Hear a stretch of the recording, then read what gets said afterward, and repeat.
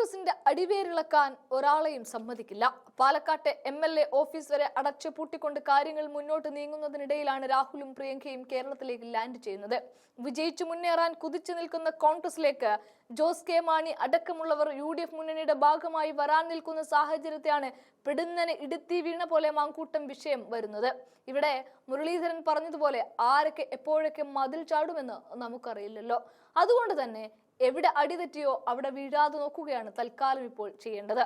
ഈ കാരണങ്ങളെല്ലാം കണക്കുകൂട്ടിക്കൊണ്ടാണ് രാഹുലും പ്രിയങ്കയും ഇപ്പോൾ കേരളത്തിലേക്ക് എത്തുന്നത്. ദക്ഷിണേന്ത്യയിൽ മാത്രമാണ് ഇന്നിപ്പോൾ കോൺഗ്രസിന് ശക്തി തെളിയിച്ച് പാരമ്പര്യത്തിന്റെ പ്രതാപവും പേറി മുന്നോട്ട് നീങ്ങാൻ സാധിക്കുന്നത്. ഇവിടെ വോട്ടർ അധികാർ യാത്ര ബീഹാറിൽ 10ാം ദിവസവും പുരോഗമിച്ചുകൊണ്ടേയിരിക്കുകയാണ്. ബജറ്റിൽ വലിയ വലിയ പ്രഖ്യാപനങ്ങൾ, അതിനു പുറമെ 13,000 കോടി രൂപയുടെ വമ്പൻ പ്രഖ്യാപനങ്ങളും ഒക്കെയായി മോദി ബീഹാറിലേക്ക് ഒരു റാലി നടത്താൻ വണ്ടി കയറിയിട്ടൊന്നും കാര്യമില്ല എന്ന് ബീഹാറിലെ ജനങ്ങൾ തന്നെ രാഹുലിനോടൊപ്പം ചേർന്ന് നിൽക്കുമ്പോൾ നമുക്കത് മനസ്സിലാക്കാൻ സാധിക്കും. ഇത്തരത്തിൽ രാജ്യത്തിന്റെ ജനാധിപത്യം സംരക്ഷിക്കാൻ വേണ്ടിയിട്ട് രാഹുൽ കിണഞ്ഞു പരിശ്രമിക്കുന്നതിനിടയിലാണ് കേരളം പോലെ കോൺഗ്രസ് തല ഉയർത്തി നിൽക്കുന്ന സംസ്ഥാനത്ത് വലിയ ഗൂഢാലോചനയുടെ ഫലമായിട്ട് രാഷ്ട്രീയത്തിൽ തിളങ്ങി നിൽക്കുന്ന മാങ്കൂട്ടത്തെ പോലെയുള്ള ഒരു നേതാവിനെ തകർക്കാൻ ശ്രമിച്ചതും നമ്മൾ കണ്ടതും. എന്നാൽ നമ്മളാരും കരുതുന്നത് പോലെ അല്ല. തങ്ങളുടെ എല്ലാം സൗമ്യതയും വെടിഞ്ഞുകൊണ്ടാണ് രാഹുലും പ്രിയങ്ക ഗാന്ധിയും ഇപ്പോൾ പ്രതികരിക്കുന്നത്.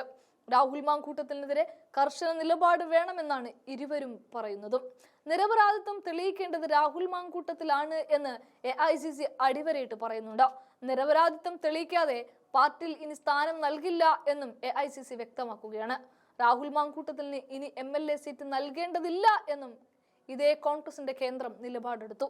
എന്നാൽ MLA സ്ഥാനത്ത് നിന്ന് രാജിവെക്കുന്നതുമായ കാര്യത്തിൽ AICC ഇതുവരെ ഒരു നിലപാടും വ്യക്തമാക്കിയിട്ടില്ല. അതേസമയം താൻ നിരപരാധിയാണ് എന്ന് പാർട്ടിയുടെ മുതിർന്ന നേതാക്കളോട് രാഹുൽ മാങ്കൂട്ടത്തിൽ ആശയവിനിമയം നടത്തിയിട്ടുമുണ്ട്. ഗൂഢാലോചന ഉണ്ടെന്നും പിന്നിൽ ചില നേതാക്കളാണ് എന്നും രാഹുൽ മാങ്കൂട്ടത്തിൽ പറഞ്ഞതായാണ് വിവരം. എന്നാൽ രാഹുലിന്റെ വാദം തള്ളുകയാണ് കോൺഗ്രസ് നേതൃത്വം ചെയ്യുന്നത്.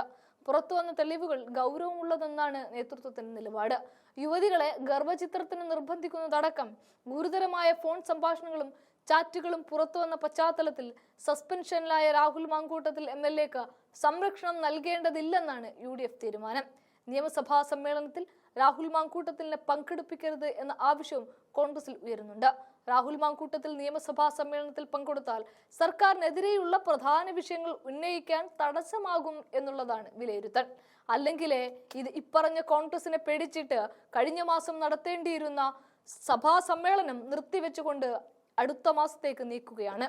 ഇവിടെ കച്ചിത്തുരുമ്പ് കിട്ടുകയാണ് CPMന്. എന്നാൽ ആ കച്ചിത്തുരുമ്പിനെ അവിടെ തന്നെ തച്ചുടച്ചില്ലാതാക്കാനും കോൺഗ്രസിനറിയാം. അതിനുള്ള ഒരു മുന്നോടിയായിട്ടാണ് രാഹുലും പ്രിയങ്കയും ഇപ്പോൾ കടുത്ത നടപടിയും തീരുമാനവും എടുക്കുന്നതും അറിയിക്കുന്നതും നടപ്പിലാക്കുന്നതും.